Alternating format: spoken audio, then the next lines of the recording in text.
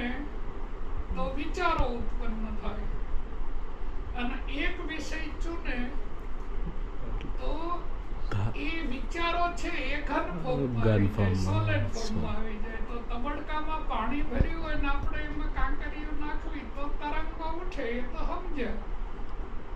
પણ ફ્રીજમાં મૂકી દીધું હોય ને બરફ થઈ ગયું પાણી, તો પછી વેવ કનેક્શન કઈ રીતે ઉત્પન્ન થાય? નહીં પોસિબલ. તો ઉન્મુની મુદ્રા છે એ 16 મિનિટ કરે ને એટલે એના મનની જે તરંગો છે ને એ બરફ થઈ જાય. બરાબર. એટલે વેવ કનેક્શન જનરેટ ના થાય. તો મીરા એવું કહે છે કે પાયોજી મેને રામ રતન ઘન પાયો, રામ રતન ઘન પાયો. ઘન પાયો એટલે મારું મન જે રામ રામ કરતું હતું એ હવે ઊભું રહ્યું એમ, તો પરમાત્મા થઈ ગયું. મન જ હતું કૃષ્ણ, હા, બારે કૃષ્ણ કૃષ્ણ કરતી હતી, બારે મન જ હતું, અને ભીતર આવી ગયું તોય મન જ છે. મન જ. એટલે આવી રીતે બધી વેવ કનેક્શન છે એ ઉપરથી નીચે આવે છે, અને નીચે જે પદાર્થ છે મેટલ એ ઉપર જાય છે. ઉપર જાય. કઈ રીતે? તો તારું શરીર પંચ મહાભૂત થી બનેલું છે, પૃથ્વી, જળ, અગ્નિ, વાયુ, આકાશ.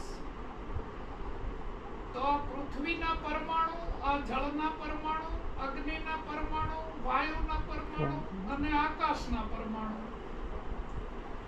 તો આ પૃથ્વીના પરમાણુ છે એના દૂધ સમજ, દૂધનું દૂધમાં 12 કલાક રૂપાંતરણ થાય, 13મી કલાકે ટેન્શન ઊભું થાય, વેક્યુમ ફિલ્ડ સર્જાય, આમાં એક ધડાકો થાય એટલે બધું દૂધ દહીં થઈ જાય. તો નામરૂપ ને ગુણધર્મ બધું બદલાય, એટમ બી બદલી જાય. એવી જ રીતે પછી આ દહીંનું દહીંમાં 12 કલાક રૂપાંતરણ થાય, 13મી કલાકે ટેન્શન ઊભું થાય, વેક્યુમ ફિલ્ડ સર્જાય, આમાં એક ધડાકો થાય એટલે બધું દહીં છે એ માખણમાં ટ્રાન્સફોર્મ થાય. તો નામરૂપ ને ગુણધર્મ બધું બદલાય.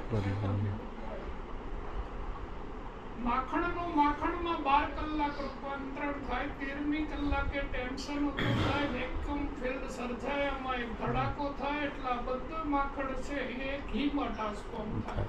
તો નામરૂપ ને ગુણધર્મ બધું બદલાય. અને ઘીનું ઘીમાં 12 કલાક રૂપાંતરણ થાય, 13મી કલાકે ટેન્શન ઊભું થાય, વેક્યુમ ફિલ્ડ સર્જાય, આમાં એક ધડાકો થાય એટલે બધું ઘી વાટી ઉપર ચડી અને પ્રકાશમાં રૂપાંતરિત થાય. એટલે પ્રકાશ ઉપર જાય કે નીચે આવે? સમજી ગયા?